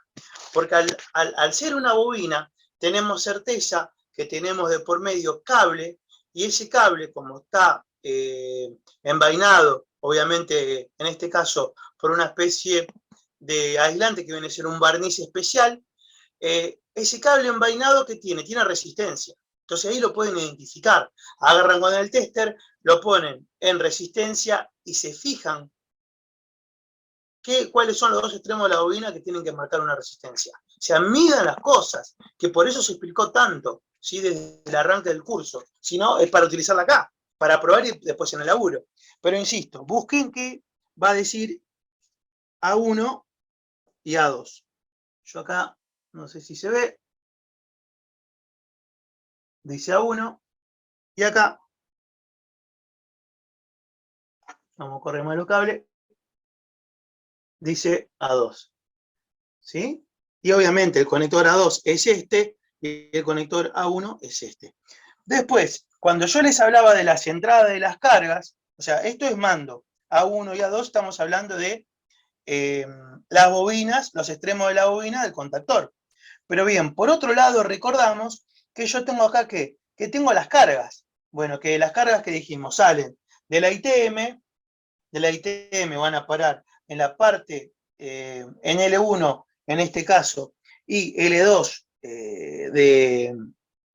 o en la parte superior del contactor, y como el contactor tiene asociado el relevo térmico, de la salida del relevo térmico es donde yo recibo T1 y T2, haciendo referencia a este L1 y L2. O sea, L1 y L2 se asocia, ¿sí?, directamente a la salida de este relevo. Y de allí iría, obviamente, directamente ¿a qué? Al artefacto que voy a setear. Y que cuando yo hablaba de los auxiliares del relevo térmico para la parte de mando, estamos hablando de estos, ¿sí? A ver si puedo ver el número. Y bueno, es medio complicado. Normal abierto, esto sí lo leo, NO, normal open y normal close. Acorde a lo que querés hacer, vas a configurar en uno y en otro. Y lo que yo les comentaba, en cuanto a que podíamos seleccionar, por si no lo acuerdan, que podíamos seleccionar la sobrecarga, viene a ser este botoncito, que obviamente se acuerdan que cuando vimos relevo térmico dijimos que comprábamos un relevo térmico acorde a la carga que le vamos a poner, acorde al amperaje que vamos a manejar, y después lo vas regulando con un destornillador, para que actúe el relevo térmico, el bimetal relevo térmico, antes del bimetal de la ITM. ¿Sí? Bien. Igualmente, obvio, chicos, si de por medio yo me daría cuenta que falta más cosas, lo agregamos en clases posteriores. Lo que no quiero dejar pasar es algo importante. Les comenté, esto sí, que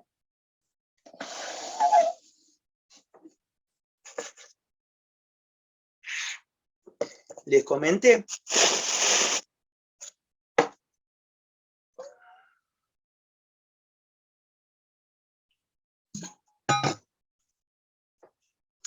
que existen distintos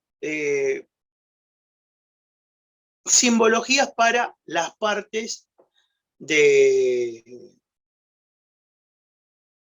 protección y de mando que tenemos adentro de circuitos, ¿sí? Yo, por ejemplo, ahora lo que le voy a poner es los nombres. Esto para nosotros que está acá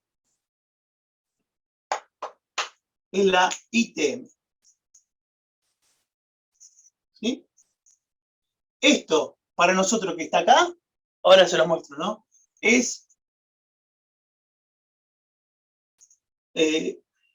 vamos a poner contactor, pero vamos a ponerle carga. Al lado se dibujan siempre los auxiliares de la mochila del contactor, que pueden ser abiertos o cerrados, que básicamente son iguales a estos dibujitos, solamente que más pequeñitos, y se ponen en la misma línea. Estos serían auxiliares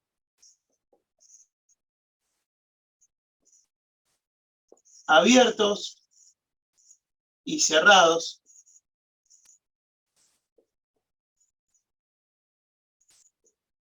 de mochilas, por si acaso, porque no lo tienen por qué recordar. La mochila se denomina a esto, ¿sí? No al contactor, sino a esto que está arriba del contactor, donde realizamos toda la parte de mando, ¿sí? Y ahora igual os muestro en primera plana, denme un minutito. Esto que vemos acá viene a ser el relevo térmico.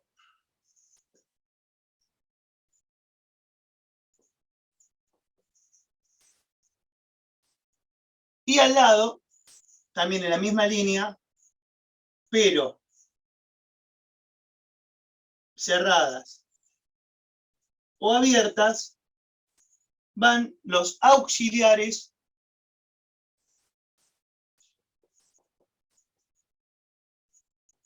del relevo térmico. Pongo RT nomás, ¿sí? Todo esto en realidad lo vimos hace poquitas clases. Lo van a tener fresco seguramente. Y si no lo tienen fresco, bueno, lo revisan. Sin problema, ¿sí? Ahora les voy a mostrar en primera plana. Vamos para acá. A ver si lo vemos. Alejamos. Símbolo de ITM. Símbolo de contactor, parte carga. Fíjense que nos vamos a la derecha y vemos que tenemos en la misma línea otros simbolitos que son más chiquititos, no son tan largos, más chiquititos, abierto y cerrado, que ¿qué viene a ser? Auxiliares abiertos y cerrados de las mochilas del contactor, ¿sí? Venimos por acá, vemos que tenemos el símbolo del relevo térmico, que son estos de acá, y vemos acá que más chiquititos van los auxiliares, que son los auxiliares cerrados y abiertos del relevo térmico, ¿sí? Y obviamente por debajo de todo, bueno, no sé, dibujadito el motor con la bornera. Bien, primero vamos acá, por si acaso. ITM, acá, ITM acá. ¿Sí? Bien, avanzamos. Contactor, que es esto, no es esto, esto es la mochila. Contactor, este es el cuerpo central del contactor, se lo muestro así, para arriba, para abajo, para que difieran lo que es el contactor de la mochila. Ahí estoy tapando la mochila, solamente le muestro el contactor. ¿Sí? Parte de carga del contactor. ¿Sí? Carga del contactor. Esto que mostramos acá vendría a ser para nosotros esto. Estos simbolitos que están abiertos. ¿Sí? Por debajo, relevo térmico. ¿Sí? Que por debajo para nosotros sería esto, el relevo térmico, que va asociado al contactor. Y por último, tenemos que el relevo térmico, más allá de la parte de carga, ¿se acuerdan que va asociado? Que dijimos, mirá, L1 termina asociado con T1. L2 termina asociado con T2. Aparte de eso, chicos, recordamos también que tenemos los auxiliares, que son normal abierto y normal cerrado. Tanto sea del relevo térmico y también las mochilas del contactor. Que para el caso, así dibujamos las mochilas abiertos y cerrados del contactor en la misma línea, pero un poquito más chiquititos, y acá, en el relevo térmico, en la misma línea, de una manera más chiquito, los auxiliares cerrados y abiertos del relevo térmico. ¿Sí? ¿Estamos? A ver si ahí se ve un poquito mejor, creo que sí. Bueno, era para mostrarle exactamente esto, que recuerden, y acá hacemos un paneo. ITM, cuerpo de contactor, mochila de contactor, relevo térmico, auxiliares de relevo térmico, y obviamente acá, ¿qué tenemos? El famoso transformador, ¿sí? Que es todo lo que hablamos. Y después la carga, ¿no? O sea, ¿qué vamos a alimentar con todo esto? A ver, estoy pensando, hay más cosas para dar. Hay más cosas para dar. Bueno, para eso primero lo que voy a intentar es borrar un poquitito, a ver, nuestra pizarra.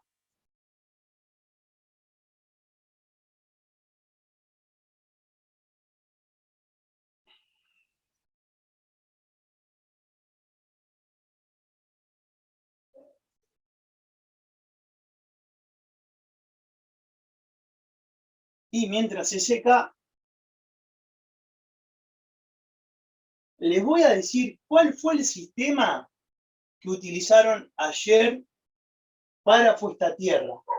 Pero para entender esto, lo que van a estar obligados es fijarse en la clase de puesta a tierra. Ahora bien, la puesta a tierra tiene dos trabajos.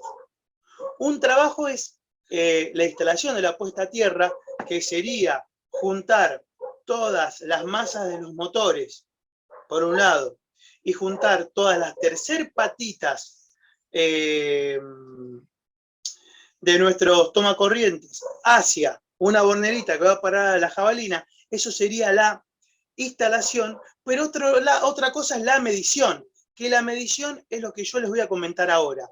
O sea, no se le toma instalación de una puesta a tierra, sí se le toma la medición. Y les voy a decir cómo lo hicieron en el instituto. Medición de puesta a tierra.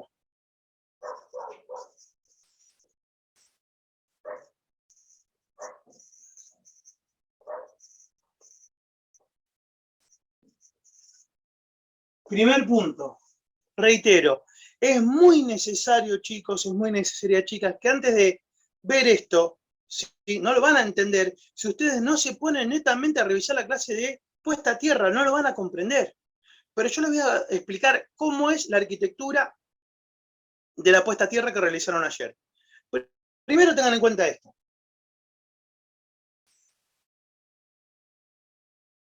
En la puesta a tierra, lo que tenían primero es un ID.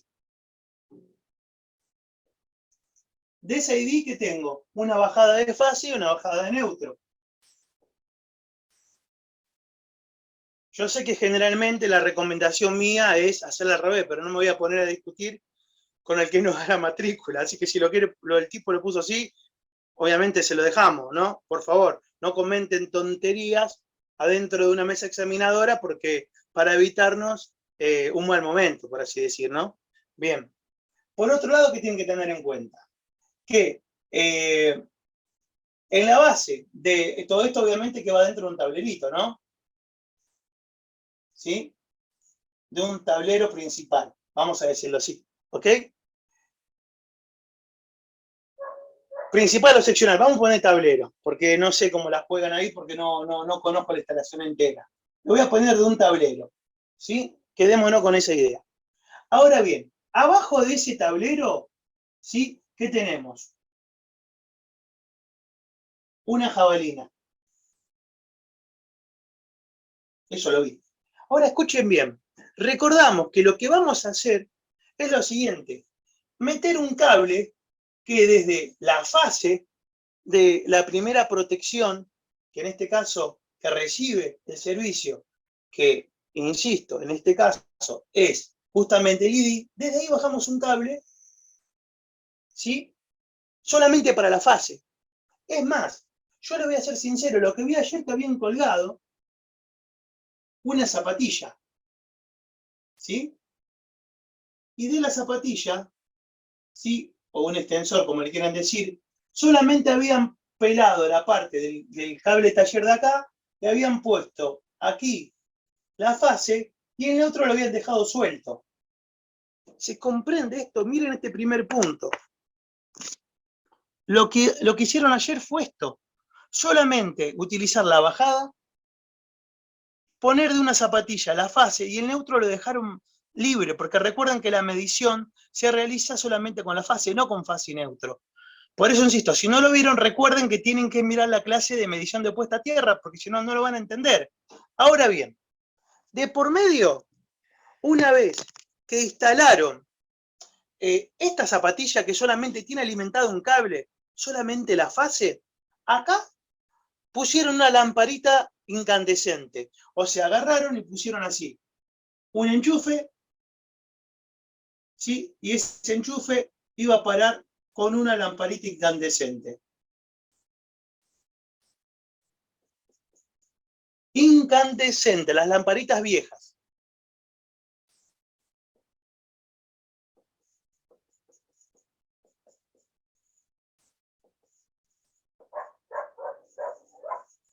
¿Sí? Lamparita incandescente. Ahora bien, esa lamparita recibe solamente fase. Pero ¿qué pasa? Lo que sucede es que seriaron esta lamparita por medio de un cable que va desde el otro extremo, el otro chicote. Saben que obviamente, a ver si tengo acá para mostrar. Dame un segundo, obviamente que tengo. A ver.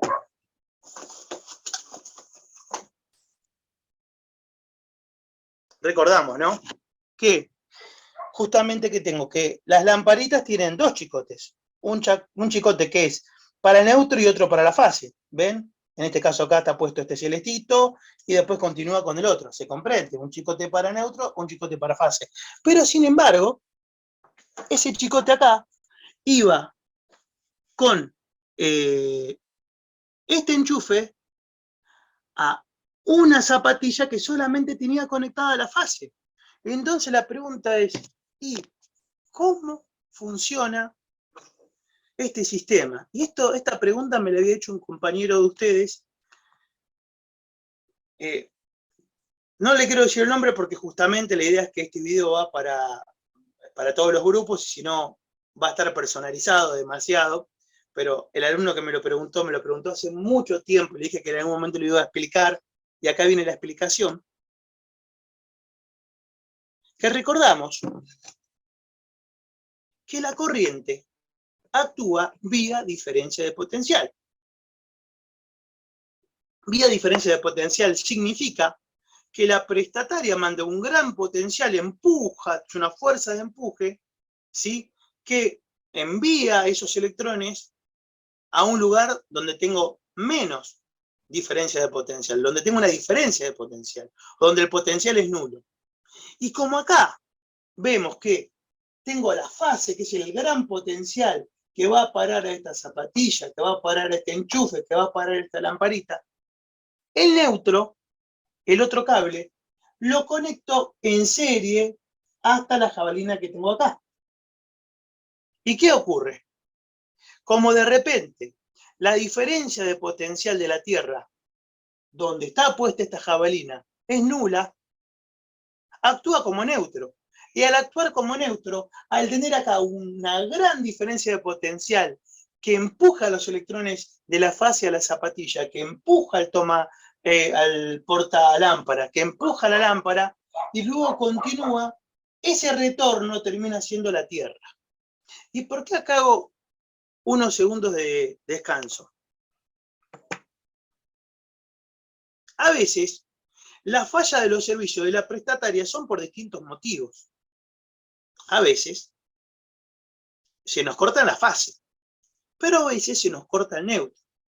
Y si ustedes tuvieran una puesta a tierra instalada por una jabalina y verifican de que el error de la prestataria, por medio de un detector de inducción, es que de repente tengo fase, pero no tengo neutro y por eso no funciona, si ustedes agarrarían el neutro y en vez de dejarlo en la línea principal, en el tablero principal, lo mandarían a la Tierra, ustedes van a tener servicio en su casa. El alumno que tanto me preguntó esto, ahora va a saber quién es, porque se debe estar haciendo así una risita grande, viendo la respuesta que tanto yo le debía de hace meses atrás. ¿Sí?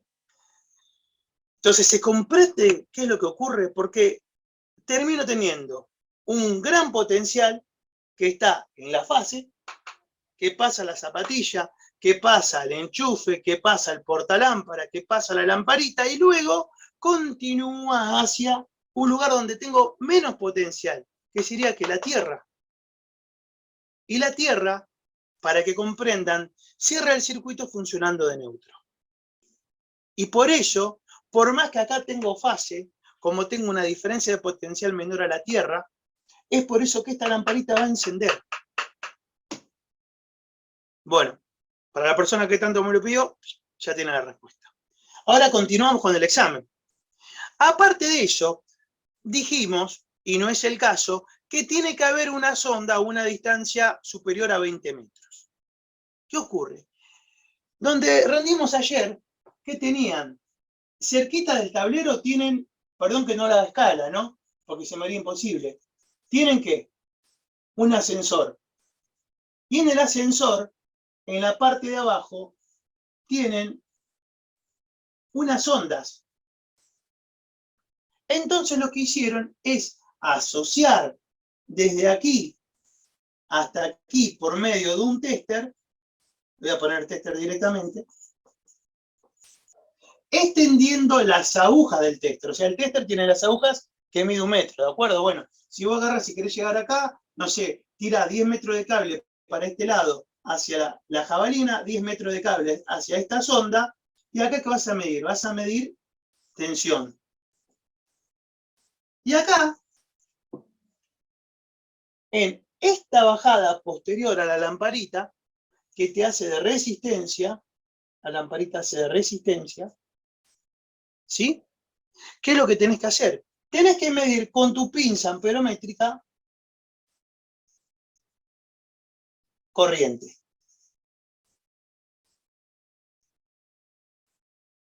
¿Sí? Y por otro lado, chicos, es obvio, al momento de que vos agarrás y utilizás ley de Ohm, en el cual decís que B es igual a I por R, y vos querés averiguar R, ya tenés la tensión que es 220, ¿verdad? Perdón, medís la tensión. Primero medís la tensión que hay acá, no es 220, disculpen. Medís esta tensión, para no meter la pata, ¿por medio de qué? La tensión la medís por medio del tester. Es la tensión que el tester te da acá. Y medís, por otro lado, la corriente por medio de la pinza amperométrica acá. La tensión que te mide el tester dividido la intensidad te da la resistencia. Y ahí te vas a enterar si está dentro de los valores reglamentarios. De esa cantidad de ohm que te permite. Igual, obvio.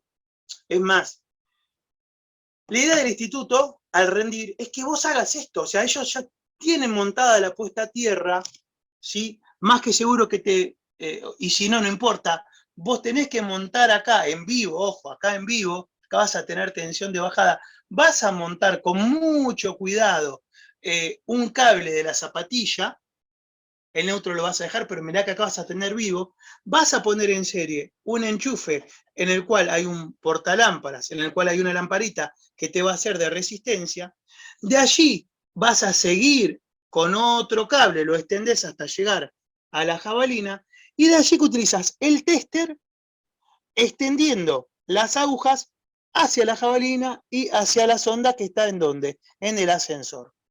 Y luego, con los valores de tensión que vos mediste utilizando acá con el tester entre la jabalina y la sonda y los valores de corriente que vos mediste acá posterior a la lamparita, haces ley de Ohm en el cual R es igual a esa tensión medida dividido a la corriente, te va a dar un valor y listo.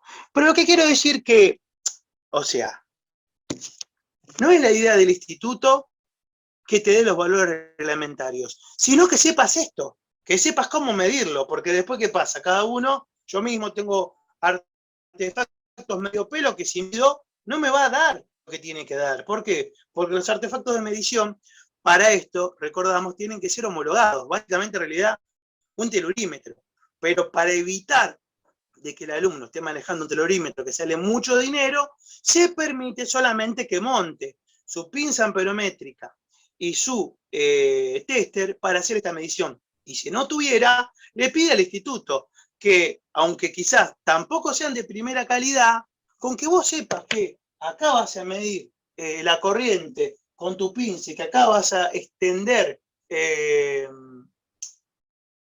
las agujas de tu teste para medir la tensión y que hagas el número de que te da una cosa dividido la otra y con eso averiguaste por ley de Ohm la resistencia, ya basta. Porque es un ejercicio, simplemente un ejercicio. Luego en la calle tendrás que comprarte un telurímetro si querés hacer esto y obviamente hacerte el curso de la empresa que te vende el telurímetro para aprenderlo a manejar, que es un curso cortito de 8 horas. ¿Sí? Pero primero matriculate. Esa es la idea, ¿sí? Insisto, recordemos cómo es esto, ¿eh? Vamos a hablar de cómo fue el ejercicio de ayer.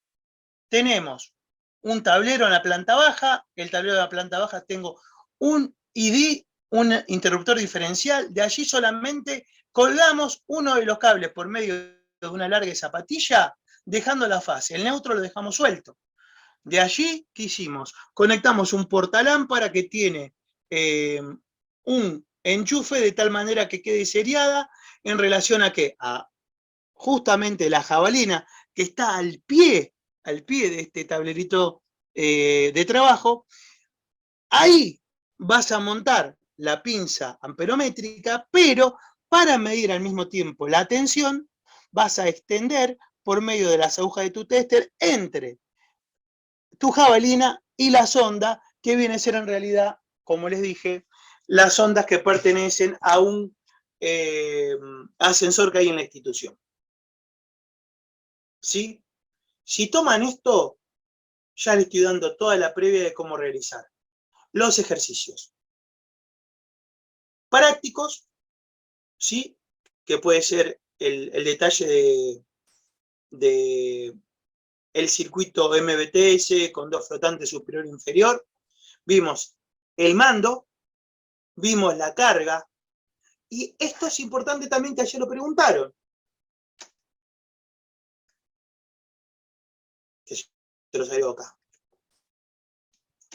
¿Cuántos tipos de circuito ven en el ejercicio realizado? Esto lo preguntaron. Entonces, vos que tenés que decir que tenías una parte del circuito de potencia o carga, ¿sí? Otra parte del circuito, adentro del mismo circuito, que se denomina de mando, y otra parte del circuito que se denomina de señalización. De señalización que va a ser cuando de repente, esto lo desvinculo un poquitito, cuando de repente en el relevo térmico, en los auxiliares vos podés, por así decir, poner una lamparita de funcionamiento y una lamparita de corte, que en realidad es el ejercicio que les voy a dar en la próxima clase, para que vean cómo funcionan los normales cerrados y los normales abiertos en los relevos térmicos. Pero bueno, eso es para otra clase, ¿sí? Por favor, insisto, sean tan amables de releer no solamente esto que le acabo de dar, tienen que ver ITM, tienen que ver bimetal, tienen que ver sobrecarga, tienen que ver cortocircuito, tienen que ver interruptor diferencial, tienen que ver sección de cable, tienen que ver todo, porque por algo se lo estoy dando, porque de ahí vi que sacaron muchas preguntas y se las estoy diciendo previamente para que ya vayan preparados, porque algo muy distinto a esto no le van a tomar. Porque esto es un ejercicio muy integrador. Entonces, respondiendo correctamente todo lo que le acabo de decir, buscándolo en las clases pertinentes, van a estar preparados para rendir, tanto sea el circuito práctico, las preguntas que le van a realizar sobre la normativa del circuito práctico, y a la vez esto que es la puesta a tierra. ¿Sí? De mi parte, basta por hoy. Buenos días, buenas tardes, buenas noches. Les saluda el profe Cristian. Deseo que estén espectacular. Gracias por permitir hacer lo que me gusta, que es enseñar. Permiso y nos vemos. Chau, chau.